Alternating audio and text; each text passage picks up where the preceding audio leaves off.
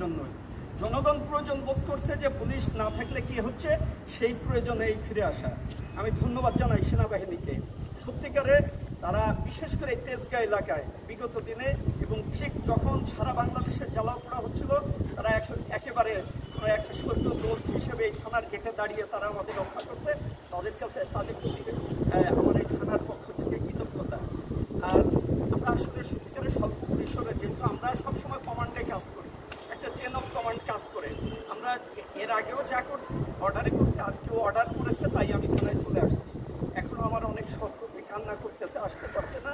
আমি চেষ্টা করছি যে আমরা সত্যিকারে মানুষের প্রয়োজনেই যে কাজ করি, এই কথাটা তাদের বোঝাতে চেষ্টা করতেছি, তাদের মোটিভেট করে যে সত্যিকারে যে আমরা মানুষের প্রয়োজনে এটা সেই প্রয়োজনটা আবার মেটানোর জন্যই কিন্তু আমরা চলে আসছি। তাই সবাইকে ধন্যবাদ।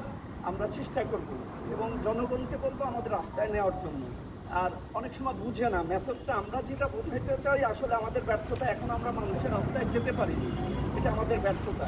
তা আমরা চেষ্টা করে যাচ্ছি যে আমরা অস্বীকার করব না যে এটা আমাদের অনেক ভুল বা ব্যর্থতার কারণে এই পর্যায়ে আজকে আমরা এইগুলো ওভারকাম করে আগামী দিনে সত্যিকারে মানুষের প্রয়োজনে যাতে এই বাহিনী থাকতে পারে, আমি যে কয়দিন আছি বা আমার যে সহকর্মীরা আছে তাদের নিয়ে আমরা এই সেবাগুলো অব্যাহত রাখার চেষ্টা করব। ধন্যবাদ।